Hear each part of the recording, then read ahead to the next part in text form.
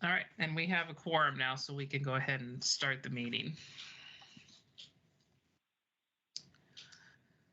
And I now see the recording that we are good to go.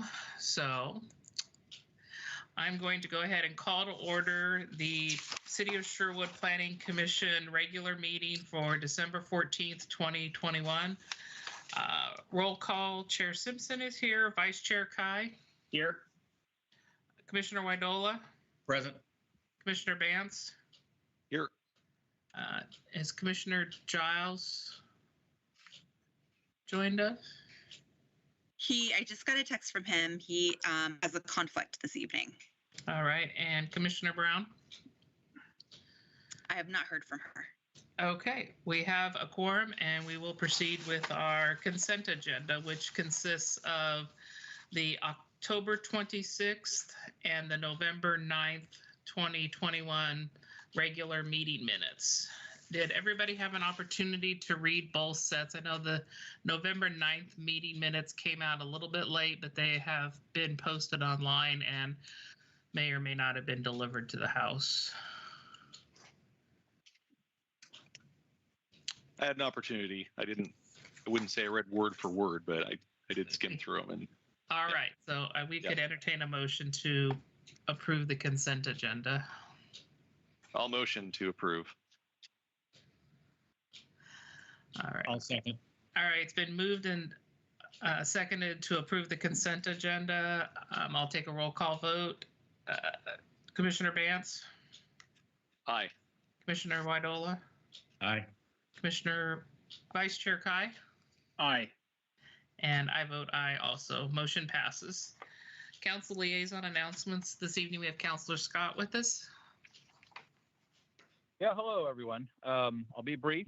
So I just wanted to report that at last Tuesday City Council meeting, the City Council had our second reading on three public hearing items that were forwarded to Council from Planning Commission, being residential design standards, the 2040 comprehensive plan, and the economic opportunities analysis. And I'm very happy to report that all three of those passed unanimously last week.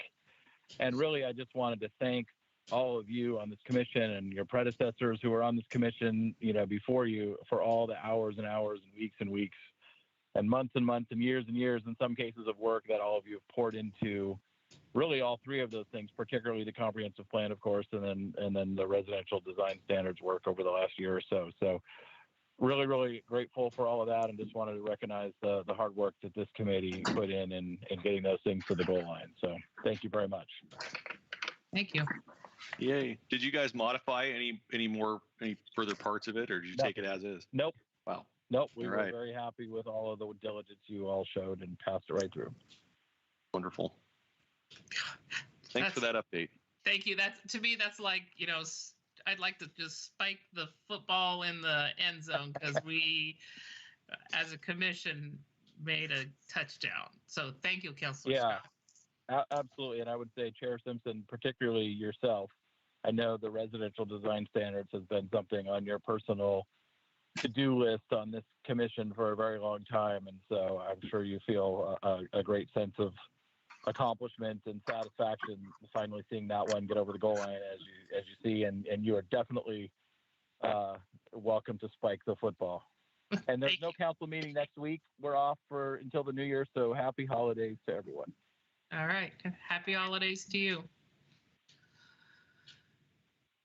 and enjoy your other conflict. I know you have to jam out of here pretty quickly.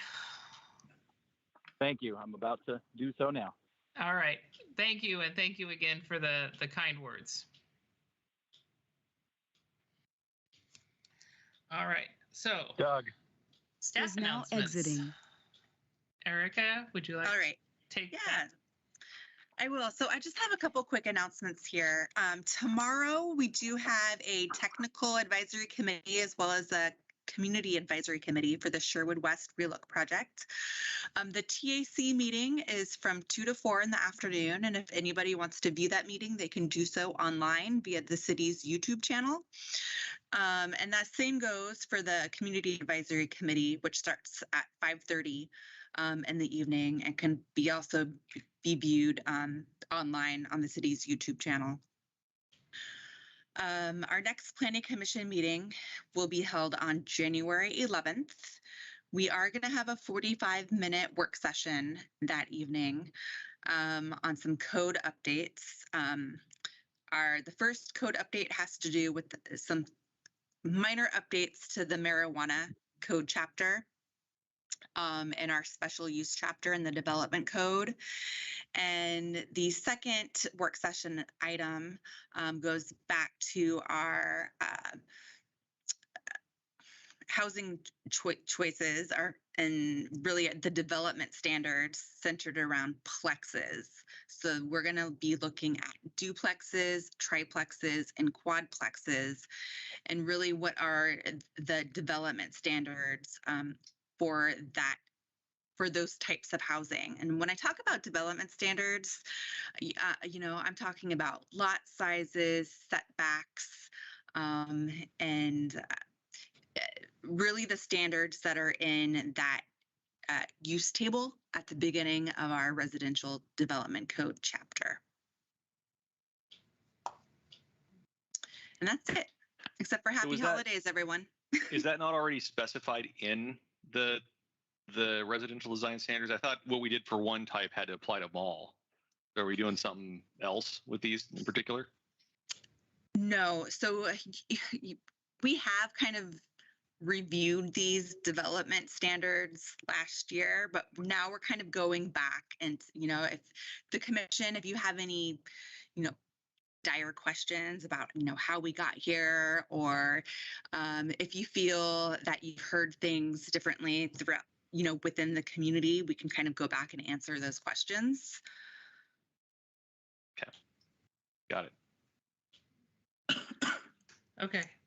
So a couple questions. One on the CAC meeting for the Sherwood West, since people may be watching this meeting tonight, there is still opportunity for citizens to comment on the materials that are going through Sherwood West right now in the relook.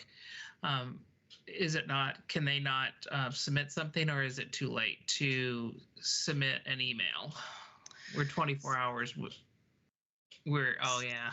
So we are asking for public comment 24 hours prior to the meeting. However, if I do get something, early in the morning, I may sneak it off to the committee and, read it tomorrow night during the meeting. Otherwise, if I receive something too late tomorrow in the afternoon, we will wait to the next meeting to get it into the record. Okay. And then on the House Bill 2001, have you as a staff been reviewing the updates that Washington County has been putting out? Because they've done some work sessions on parking and street standards that they're looking at through that. Have you gotten their updates on that and reviewed that? So we have received their updates, and we have briefly have skimmed through some of the work that they're doing. And I think we're going to be looking at it more, seeing to maybe how it could apply, if it could be addressed through the work that we're doing.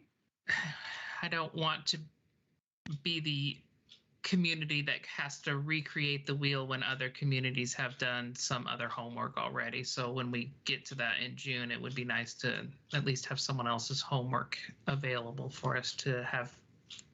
So if the rest of the commission hasn't seen it, there's Washington County has probably 7 white papers out there on different subjects on the House Bill 2001 and the standards that Washington County is going to be looking at when they review their code. So it's they're doing more. I will send those out to the commission as well. It's just nice background information to see what other communities are doing in that. So all right. Do I understand then that Washington County can further stipulate additional regulation beyond the law onto us as well that could cause us to change our design standards or code? Or how would that impact us, what Washington County is doing? Let me put it that way. they've already done some of the homework, which means that what they've researched and what they've learned in their interactions with the state through the process might give us insight on how we would do the same process at our level. I see. Okay. The only thing they can impact is their roads in our community, but they've done some homework, and I was hoping to copy off their homework if some of it could be learn something from them. So got it. Okay, that makes sense. And so no other staff announcements? Not at this time. All right, then we're going to move on to community comments. Pursuant to House Bill 4212, citizen comments and testimony for public hearings must be submitted in writing to planning@sherwoodoregon.gov. To be included in the record for this meeting, the email must clearly state either that is intended as a citizen comment for the meeting, or if it is intended as testimony for a public hearing, the specific public hearing topic for which it is intended. In either case, it must be received 24 hours in advance of the scheduled meeting time. Erica, did we receive any community comments?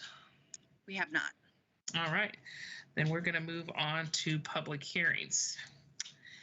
And the commission will be pleased to hear that Erica and I have worked on an abbreviated public hearing script that I will be working from this evening, but it's half of this piece of paper and half of this piece of paper. So there's we're still fine tuning it. So the first one is the public hearing on case file LU 2021-015-SP Oregon Street Business Park is called to order. To maintain compliance with public meeting laws and pursuant to House Bill 4212, this meeting is being conducted electronically. The public notices for this meeting stated that citizen comments and testimony for this public hearing item had to be submitted in writing at least 24 hours in advance in order to be included in the record. It is the Commission's understanding that the applicant for Oregon Street Business Park has requested a continuance until January 11th, 2022. The public testimony received thus far has been entered into the record and will be addressed in the first evidentiary staff report and hearing. The public hearing this evening will be conducted as follows. Staff will present the staff report. Questions, if any, by the hearing body for staff. The commission will then consider a motion for continuance to a date certain. A decision may be made by the Planning Commission at the close of the hearing, or the matter may be continued to a time and date certain. If the matter is continued to a date certain, this will be the only notice of that date you will receive.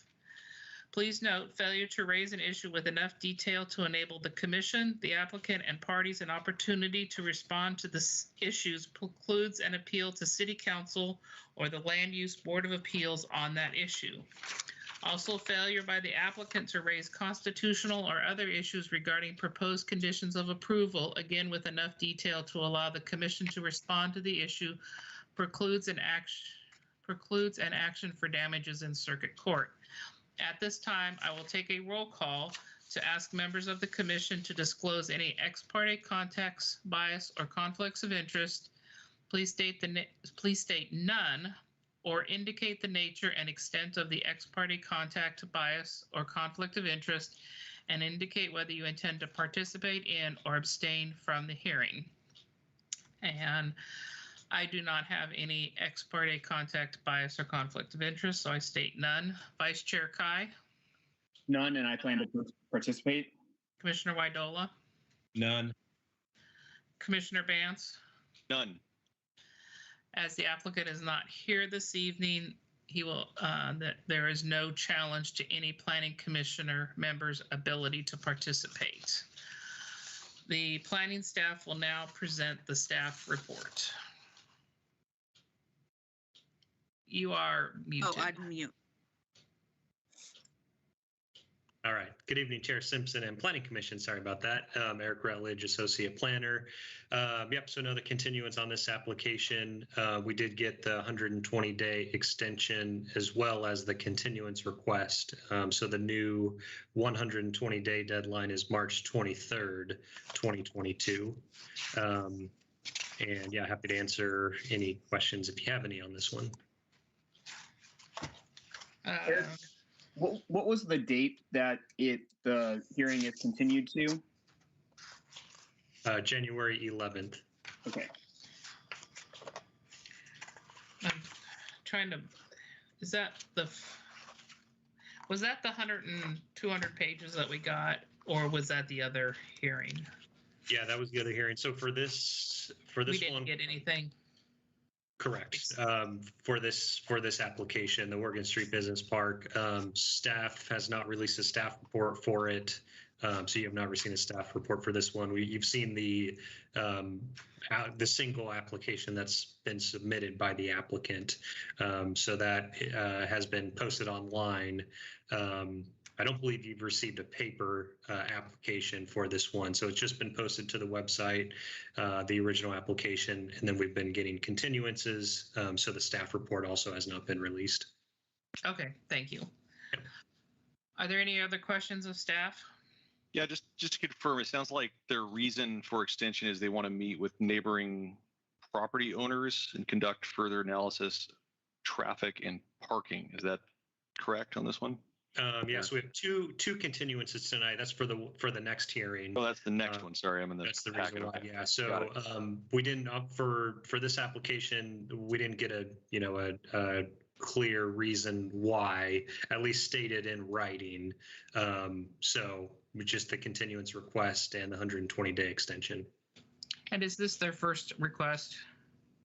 No, they've continued a few times now.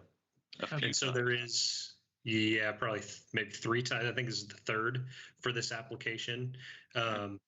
And so, yeah, I don't really want to get into details, of why it's probably not appropriate without really opening the hearing and taking evidence. So, if they don't state one, I don't really want to say a reason why. But I think staff supportive of the continuance, based on our knowledge.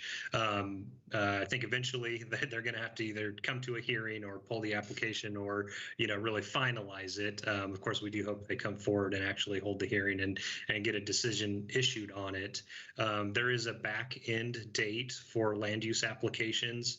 Generally staff is supportive of a continuance request as long as it is accompanied with the 120-day extension, so we can process the application within our required, statutory timelines. There is a back end date to that, though, of the number of continuances that you can do. Even if we get the 120-day extension each time, it's about a year. I think it's a little less than a year that the city can actually have the application and have it still be valid. We'll have to check, and I think we're probably at the point to do that, to really check what that means if the sort of back end clock runs out. We'll want to make sure that the city is, if we're, for example, required to make a decision on it prior to that date, then we have to say no to the continuances and actually hold the hearing and make a decision if they don't pull it. So we'll check on that, but we have plenty of time until that comes, probably another 6 months or so until that date. Okay, you said staff supportive of this continuance? Yeah. Again, I don't want to get into any details, but if the applicant is not feeling like either they are ready, they have things to work on. Ideally, I guess the thing I can say is, we always want these to come forward with staff and the applicant on the same page. And have a strong recommendation, one way or the other. So we want to make, we want staff to have a really sort of clear recommendation to you guys and really have clear findings that you guys can adopt instead of what we call land use decision making on the fly. It could be difficult to do that in the hearing, so we're trying to really make sure everything's buttoned up before it gets to you. Okay. I mean, I personally, I feel like the why could be relevant. to the commission to decide to continue something, because if there's serious problems going on behind the scenes, it might be something we should know about. But if if you're supportive, and especially if multiple continuances, what's going on kind of thing. But we're okay. Yeah, and I think we're probably at the point where, we really should be looking at the reasoning for the continuances. So we don't have legal. Unfortunately, we don't have legal counsel here tonight. I would ask, if we did, I'd ask and say, how much can we, really get into things. Okay. But I think the key is tonight that we're not getting into the evidentiary hearing, and so we want to make sure that we don't get too far into things. I believe, though, that the continuance is your guys's call. I think you are the ones that grant it. So I think maybe a way forward is to say, if probably for both of the applications that we have on the agenda tonight to be continued, that if there is another request, that the applicant make it very clear in the letter for the continuance what the reason is, so that you guys have confidence in sort of why you're granting it. Yeah, I don't like just a rubber stamp thing, especially if it's multiple, but okay. Yeah, and I think the key to remember is, you're granting a continuance, but we're not, you're not making a decision on the application. It's really just pushing the date out. But it's time spent, and here we are doing another thing, and we got to read another page of stuff, and every single time this comes around, and we, it's our time, so there we go. Absolutely. Yeah, but we want to respect that. Yeah, that's a good point. Okay. Thanks. All right. Any other questions of staff? And then I guess on that vein, are we continuing it enough? Because if we had kicked the can the first time till after the first of the year, because I think a couple of months ago there was a question proposed by commission to say, are we stacking up so much stuff on ourselves? And here we are doing this. And maybe not for this application, because I don't want to change the goalpost of an applicant who's in the middle of it, but we can set our meeting rules that say one continuance for a period of time, and then subsequent continuances have to follow a guideline of an explanation of why, and then a reasonable expectation that our continuance would be would bear fruit the next time we come up to it. So. Gene, along with that, I think it would probably be helpful, or at least, because I know staff tries not to have too many public hearings all together on the same night. Exactly. But if all of these fall at the same time, I know I'm not the only one who wants to deal with more, so many public hearings all at one time. I don't know if there's something in our charter or something that we can look at, to try to limit either hearings altogether to two or three hearings a meeting maximum, or something like that, because I think if we get too many at one time, it's a disservice to the applicant, to ourselves. There's just too much expected for one meeting. So yeah, I think that goes along with when staff is looking at the schedule for the commission. If what's being presented for continuance would be in conflict with the first evidentiary hearing for someone that hasn't continued, they would take second seat and potentially have to take a later date for the hearing. Right. So if we had already scheduled a hearing on either one of these dates, and we were already committed to two hearings on January 11th, I would say we wouldn't continue this to January 11th. We'd have to take another date. So that's something else for maybe the commission to know, is if we're moving this to January 11th as requested, did they get your input on the date prior to selecting that date, or do they just pick a date? And then we can say, sorry, we're already booked as a commission, and kick it to February, whatever date it is. Yeah, we always look at the calendar with them, and before they send in the request, we'll look at it with them and say that date's full, that continue to this date. So, and I think just in terms of the number of continuances, it's something that we're mindful of as well, the every 2-week thing or every month thing. And I think the reason for that, not to speak for the applicants or the developers, but I think their goal is to meet that next deadline as well. They want to move forward as quickly as possible as well. And so, in my mind, the continuance request is really only if it's really needed. We've been, we're growing fast. These are complicated applications, and we want to get them right. And the developers aren't, they're not just sitting on this. They're working on it. Sometimes you fix one issue and another one comes up, and then they're not ready again. So they're constantly working on things, and it kind of, you just take it hearing by hearing, basically, request by request.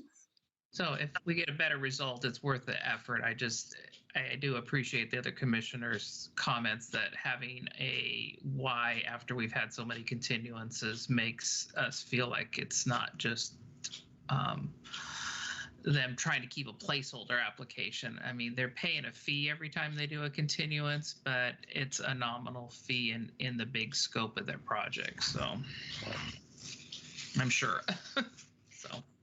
Thanks for the discussion on that. Thank you. All right, so I would entertain a motion if someone would for this continuance. I'm prepared to make a motion, Chair Simpson. All right. I move the Sherwood Planning Commission continue the public hearing on the application for Oregon Street Business Park, case file LU 2021-15 SP, until January 11th, 2022, at the request of the applicant and at the applicant's request to extend the 120-day tolling deadline.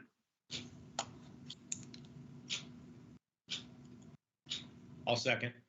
All right, it's been moved and seconded that we continue case file LU 2021-15 SP Oregon Street Business Park to January 11th, tolling the 120 days as requested by the applicant. Any further discussion? I'll take a roll call vote. Chair Simpson, aye. Vice Chair Kai? Aye. Commissioner Widola? Aye. Commissioner Bance? Aye. Motion passes. Thank you very much. We'll move on to the next item, which is the next public hearing. Well, now case file LU 2021-009 MM Cedar Creek Multifamily Development is called to order. To maintain compliance with public meeting laws and pursuant to House Bill 4212, this meeting is being conducted electronically. The public notices for this meeting stated that citizen comments and testimony for this public hearing item had to be submitted in writing at least 24 hours in advance in order to be included in the record. It is the Commission's understanding that the applicant for Cedar Creek Multifamily Development has requested a continuance until January 25th, 2022. The public testimony received thus far has been entered into the record and will be addressed in the first evidentiary staff report and hearing. The public hearing this evening will be conducted as follows. Staff will present the staff report, questions, if any, by the hearing body for staff. The Commission will then consider a motion for continuance to a date certain. A decision may be made by the Planning Commission at the close of the hearing, or the matter may be continued to a time and date certain. If the matter is continued to a date certain, this will be the only notice of that date you receive. Please note, failure to raise an issue with enough detail to enable the Commission, the applicant, and the parties an opportunity to respond to the issue precludes an appeal to the City Council or Land Use Board of Appeals on that issue. Also, failure by the applicant to raise constitutional or other issues regarding proposed conditions of approval, again with enough detail to allow the Commission to respond to the issue, precludes an action for damages in circuit court. At this time, I will take a roll call to ask members of the Commission to disclose any ex parte contact, bias, or conflicts of interest. Please state none or indicate the nature and extent of the ex parte contact, bias, or conflict of interest, and indicate whether you intend to participate in or abstain from the hearing. Commissioner Bance? None. I intend to participate. Commissioner Widola? None. Vice Chair Kai, None. Chair Simpson, none. We will now have the staff report. And you are muted again. Sorry, you can stop doing that. Thank you, Chair Simpson, for this one. The continuance was accompanied with a 120-day extension to April 16th, 2021. And for this one, we do have some background on the reason for the continuance. The same reason is stated as the previous two continuances, which is to work with the other property owners in the commercial development regarding parking and traffic. So we do have a clear reason for that, and staff can confirm that reasoning for the continuance. And I just wanted to clarify just one other part of this. Since we haven't held the evidentiary hearings for both of these, we will release, you guys will get, the Planning Commission and the public will get a staff report 7 days prior to that first evidentiary hearing. So normally we get a heads up prior to 7 days before the hearing that there's going to be a continuance. And so we just include the continuance in the packet, don't release the staff report. But my hunch is that both of these are pretty close. You know, if they don't, they should be going at the next scheduled date. And so we would release the staff report with a recommendation and the updated application if that is submitted by the applicant 7 days prior to actually opening the hearing and you know, taking testimony, giving the staff presentation, et cetera.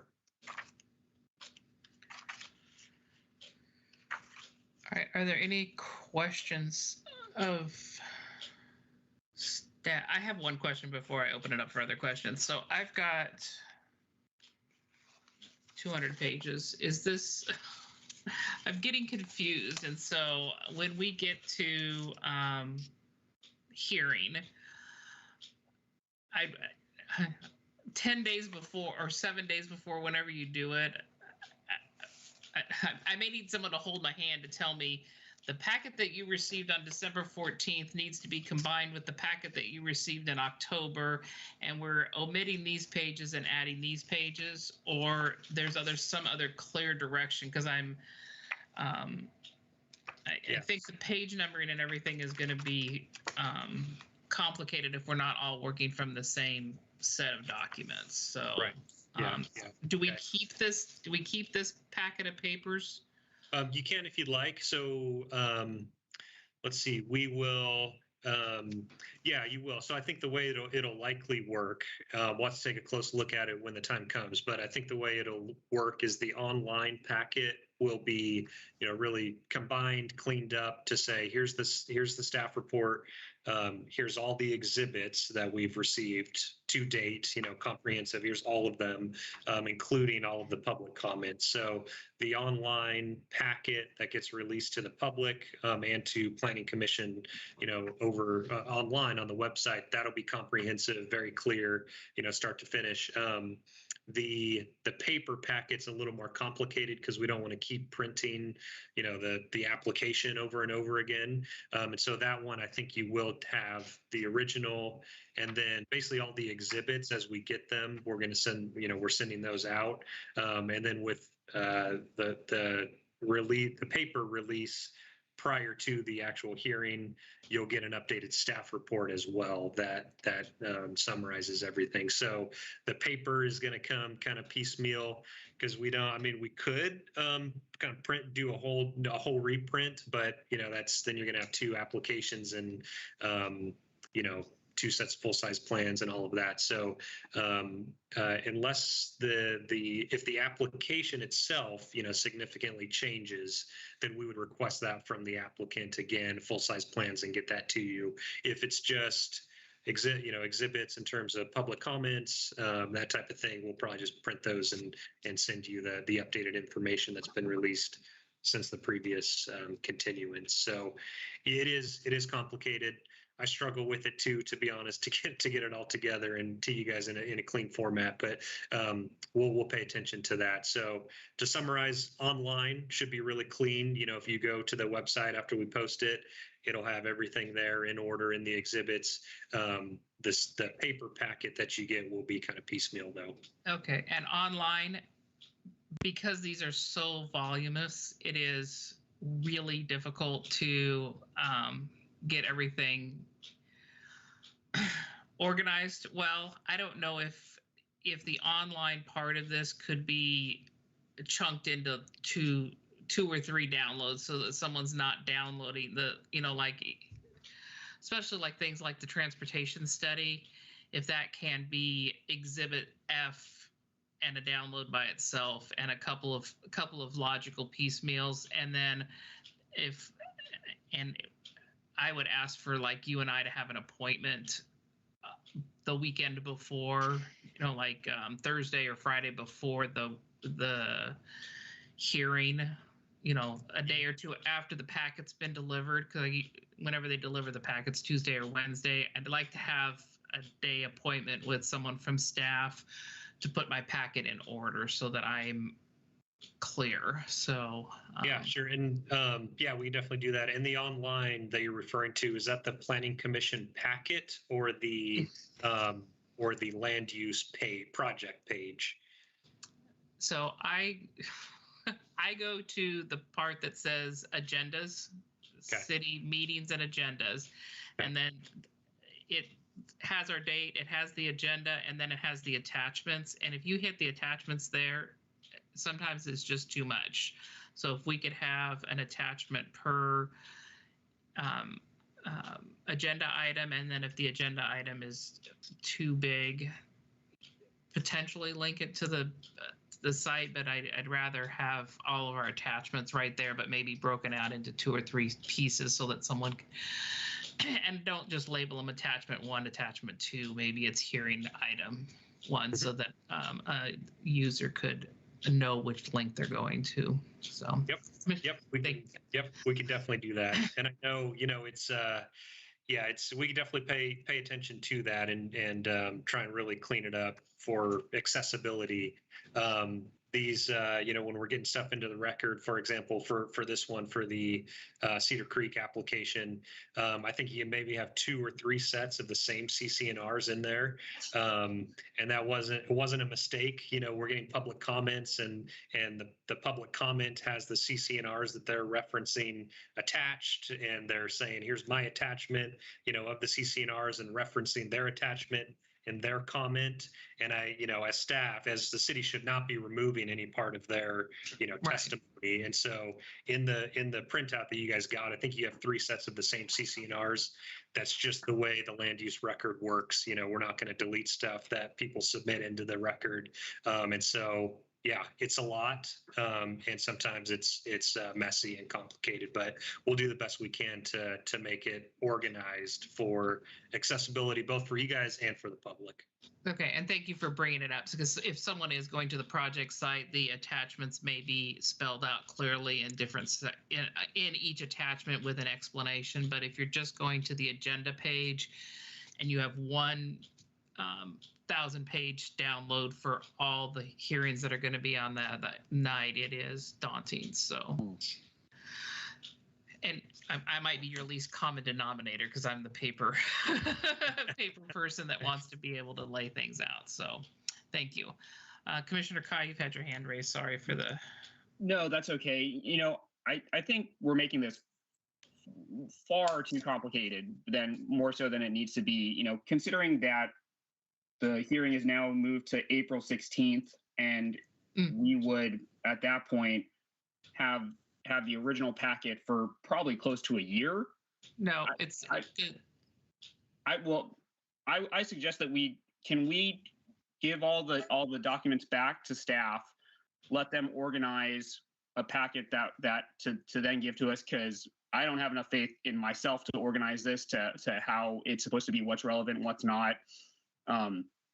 You know, I think that'll just be a much simpler solution. You know, and you know, not to put more on more to do on staff's plate. But if it's a concern about cost or printing or anything like that, I think it's reasonable, for that cost to be put back onto the applicant. If it's necessary and easier for staff to receive, whatever printed documentation and whatnot from the applicant themselves, so that they bear the cost, and that's reduced time, strain, effort on staff. I think that's fully reasonable and whatnot. So. Thank you. That's a really good point. And actually the hearing is extended to January 25th, which tolls the 120-day deadline to April. So our hearing is next month. Oh, so it's January 25th, not April 16th? Correct. Okay. Sorry for that. That's okay, but it's a good point. If I guess I could just take my packet back to staff and have them put it in order. If that's okay. I mean, I know we've each had this blue brick bag sitting in our house for multiple months now. Yeah, I think that's a possibility. It could be it's the way that the packets come together. It's kind of a combo of the applicant plus staff. So if the application is changing significantly, then we would definitely request the applicant provide those updated paper copies to staff, so that we're not printing them at the city on the city plotter and stuff like that. So if the plans are being updated, they would provide those to us. If we get the application back from you, then we have to figure out if staff is sort of combining the old with the new, or if we're just saying, here you go, applicant, or applicant provide everything new to us again, and we're recycling the old one and then just giving you the brand new one. If we're trying to combine, that's, then staff is kind of combining the applicant's submittal for them. So that's a little iffy. I'm not totally comfortable with that. Combining the previous with the new one. But the public testimony that comes in, any staff exhibits that we create, certainly we should be printing that and getting you a clean version of that. And I think it's fully reasonable, for anything that makes your staff's life easier in this process. If there's additional that the applicant provides in that instance, in that case, I think that's fully understandable. Just with the complexity of what this hearing is turning out to be. So is it reasonable for the planning commissioners to take our blue bags, put in the 100 and 200 pages that we just got in that blue bag, return it to staff? I mean, I don't know about other commissioners if you have disseminated the information at all. I think we were fortunate enough that it was shortly after the blue bags were delivered that we found out it was continued. So I don't know if anybody's torn theirs apart at all. Mine's completely intact, so. Are the other commissioners, are your guys' intact, Commissioner Widola and Commissioner Bantz? Yeah, I reviewed it when I first got it a few months ago, but it's all intact and sitting here next to my desk. Yeah. Okay, so. Yep, I have a binder and I have this thing which is blurred out in a rubber band. That's what's in the blue bag. Other than that, I didn't retain the other staff stuff because it keeps getting continued and I just didn't want to hang. I figured you guys would just give me a whole new whatever.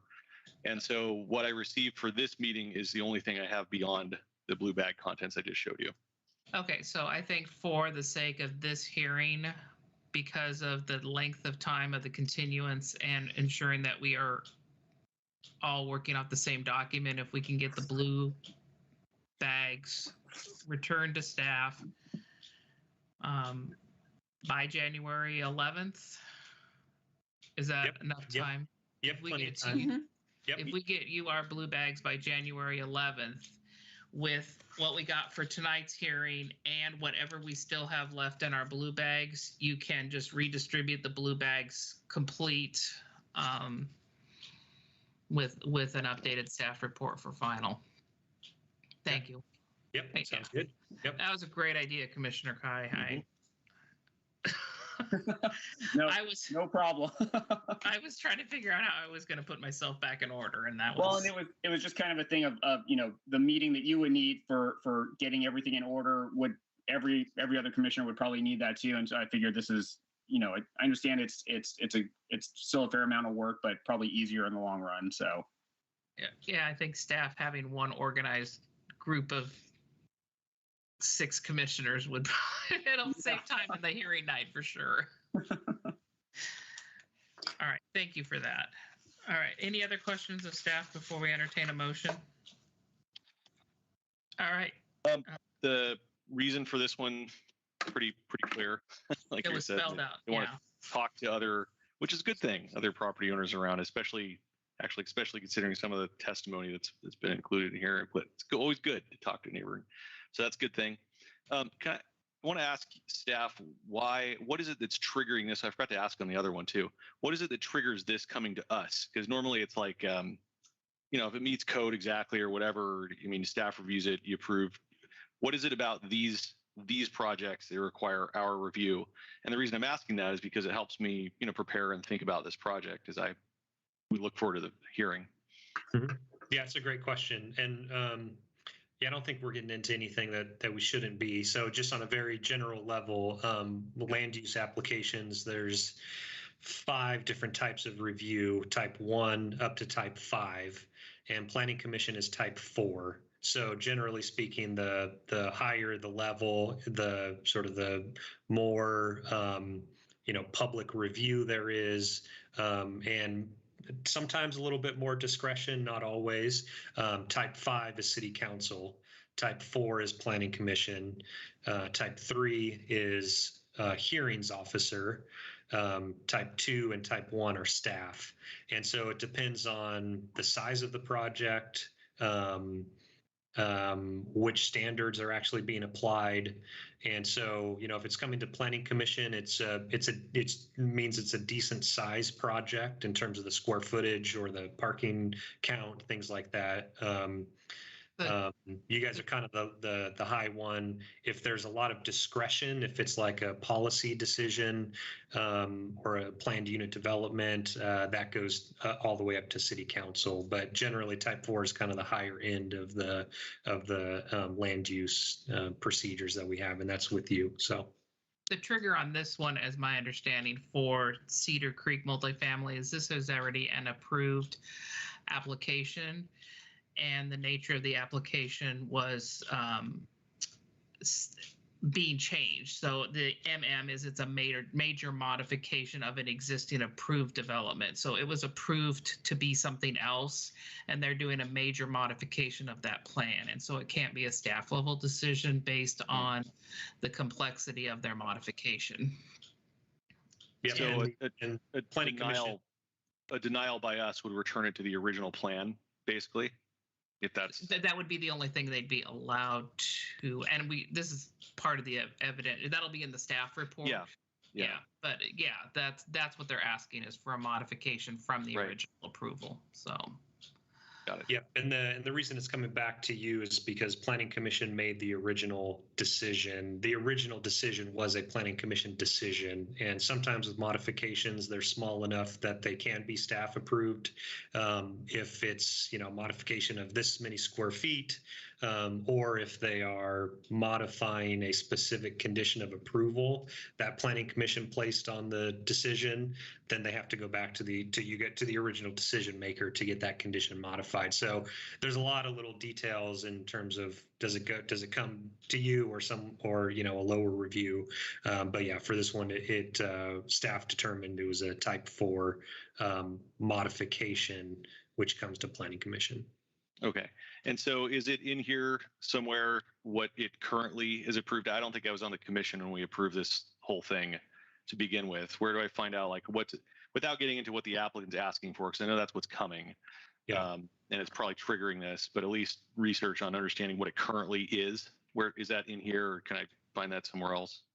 Yeah, so the staff report will address findings for the major modification. I believe we'll have to check. You may already have the original decision. So, when we issue a staff report and then Planning Commission approves it, we just basically update the findings of the staff report to include the Planning Commission, discussion and findings. And if you guys change anything, we change the staff report, and then we issue the notice of decision. It includes, is basically an updated staff report with your guys's input and final decision. That's the notice of decision. And so I believe, and it's, probably 100 pages or so. I believe that original notice of decision for this development is in the packet. So you can kind of see all the original sections that were applied. You're not probably going to have a great idea of all the original plans unless they were included in this modification. I think he could go to if staff could provide a link to the original project page, you could go there and see the original project page, correct? It may still be up. Usually once they get constructed and get to occupancy, then we pull it off the website. So they're there. It may be off already since they received occupancy for the original development. Except for this lot. Bummer. Yeah. Except for this lot, right. Yeah. The staff report, I know you guys haven't seen it for this one, but my staff reports are always pretty detailed, so you'll have a pretty good idea of sort of where we were and where we're going. But if you start to read through things and you're feeling like you're not understanding where we were, definitely let me know and we can catch you up or point you really just to that original decision and get the plans to you, because that was stamped and approved as a land use decision. Everything was on the record, so we can get you all that information. Yeah, and that's super helpful to me is, and you guys will do this, when you line out that point, here's what it is, here's what the applicant's asking for and what you're being asked to approve. And I know you guys do a version of this, but also like you can, if you deny, here's what happens and here's your options. I know you guys do that, but that being really clear is very helpful for sure when we get into this. Yep. We'll definitely do that for you. And I always, maybe there's a couple of times I haven't, but the staff knows that I usually try and get a phone call in. So hopefully on Friday so that they have the weekend to go, oh, what was she thinking? That's what I do when I get the packet the first time, is do a quick review to say, is there anything that I see that may be of great concern? And then Monday, or sometimes, unfortunately, it's been Tuesday morning when I call and say, hey, this is a concern I have, and I'm going to bring it up during the meeting. And the staff is gracious and helpful, and they have a lot of resources to be able to help you. So always reach out to them with stuff. So. Yep, and just keep in mind the ex parte contact. If you are having conversations with staff, usually we keep it to the staff. We do keep it to the staff report and sort of what's in the record. So we can't give you information that's not in the record. That could then sway your decision. On the dais later. And so the conversation that we do have on those check-ins, or if you were to call staff and ask questions, we would only discuss what's in the record and really help you, get to those findings or those documents to help, clarify things. Right. So their conversations are not ex parte, but if you were to call me and ask me what I remember from the last hearing, then we both have to keep record of what we discussed, and it's not illegal. It just has to be notified that we had an ex parte contact. If you called me and said, hey, what was the deal with this, then I can say, well, let's just ask staff. Or if I answer the question, then we both have to report it at the meeting. So. Yep. It's all good either way. One's just less. One's a little more complicated. I got to think though, Eric, there's not much that happens behind the scenes that's not in the packet that you just hear about or don't. I mean, anything material, I'm guessing, is making it to us, right? Oh yeah. And these are quasi judicial, so Yeah. your decision is based off of what's in the record, and based on the approval criteria. You can't make a decision based on information that's not in the record. Right. And there's a lot of sort of safety nets there. If you were to make a decision but then didn't justify it, in the findings per something that's in the record or your own analysis, that would be pretty clearly an issue. So the sort of the way we catch it is, if you're making a decision, it's very clear what you're making the decision off of, and usually that's what's in the record, including the public testimony. I think the only thing to be careful of if you're calling staff is that staff isn't exactly what you mentioned, telling you things that are not in the record. Oh, I had a conversation with this person or that person or the applicant, and they think this or that, sort of the behind the scenes stuff. I mean, we have a lot of conversations with the applicant that's not in the record, and staff should not be telling that to you. That's going to sway your decision. We should be only discussing things with you that are in the record. Yes, but like I said, I assume material things that matter still make it to the rec. So if you're having them as offline car, oh, yeah, this project's never really going to fly, but we're going to apply anyway, that kind of thing, we should know, that kind of stuff, I assume. But, yeah, well, and the staff recommendation is only based off of information that's in the record. And so, we have concerns, and that's the staff job. So if staff is aware of something that is not in the record, then we would call it out in the staff report and say, the applicant did not address this, or they think it's this thing, and then we would say, based on staff's analysis, and then you have it in the record as in the staff report, even if the applicant never said it or didn't put it in their record. Staff is doing our own analysis, coming to our own conclusions in the recommendation, and that's part of the record of the staff report. And so you are making a decision based on the staff report and the findings in the staff report as well. Okay. Thank you.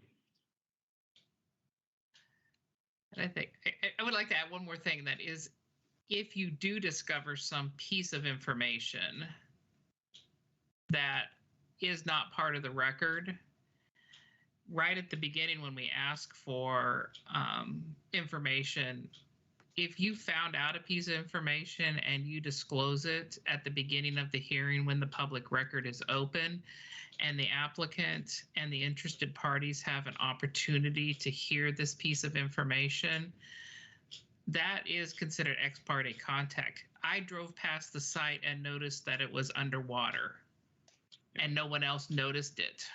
Or whatever. Right. That's ridiculous. A better example than mine. Yeah, something like that. I don't have anything better, right. But that's, right. If I take better than mine. But I drove by and noticed that it floods every, December through January. If you disclose it at the beginning of the hearing and the applicant and the interested parties have an opportunity to do it, it is no longer an issue, because it's now part of the public record, and all involved parties have an opportunity to address it on the record. And so a lot of ailments can be cured by just making a statement, and it's easier to say, I heard this, and everybody goes, okay, he heard it, than to wonder if you should have said something. And so it's always nice to err on the side of disclosing any potential ex parte contact. I drove past the site and saw this is just fine. And that's it. All right. Do we have a motion for or did we already take a motion? We haven't. We haven't. All right. Commissioner Vice Chair Kai, or anybody else prepared to make a motion?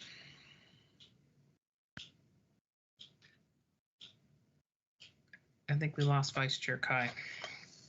Or he's on mute. Sorry, I was on mute. I sense that, but okay. I move the Sherwood Planning Commission continue the public hearing on the application for Cedar Creek Multifamily Development, case file LU 2021-009 MM, until January 25th, at the request of the applicant and at the applicant's request to extend the 120-day tolling deadline.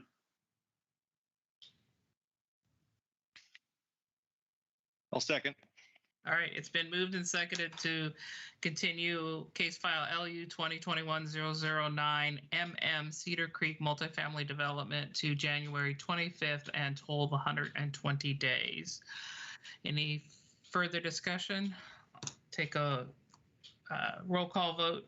Chair Simpson, aye. Vice Chair Kai. Aye. Commissioner Widola. Aye. Commissioner Vance. Aye. Motion carries. Thank you very much. We are now moving on to, and thank you, Eric, for your help tonight. Yes, thank you, Chair Simpson. And I don't know if I have a page. I don't have anything else. It doesn't even say that I adjourned the meeting. We just sort of end. We just all Hang out. wander away at the Yeah. end. Yeah. Erica, did you have any other announcements? You mentioned that after the first of the year that we'll be transitioning to Zoom meetings. Yes, that is what we're planning for. There's a new House bill, excuse me, that encourages public participation at our public hearings online. And so we are planning to move to the Zoom platform that will allow more capability for people to testify online at public hearings. Excellent. And Or we could just end all this and go back to in person. Sorry. What are all these vaccines for, right? Good grief. All right. Yep. Okay. So Zoom is coming. Zoom is is that going coming. to start in January, or is that, do you know when that'll be? I'm anticipating that it will be starting in January, most likely our second meeting in January. But if we move to Zoom, for our first meeting in January, I'll have a set of directions for all of the commissioners, and so we can learn the new interface of Zoom. So our January 11th meeting, you said we have a work session beforehand Correct. and starting at 6 o'clock. 6:15. Hopefully we'll be short then. No questions by Jean then. All right. So by January 11th, we will all turn in our packets, our big packets for the January 25th hearing.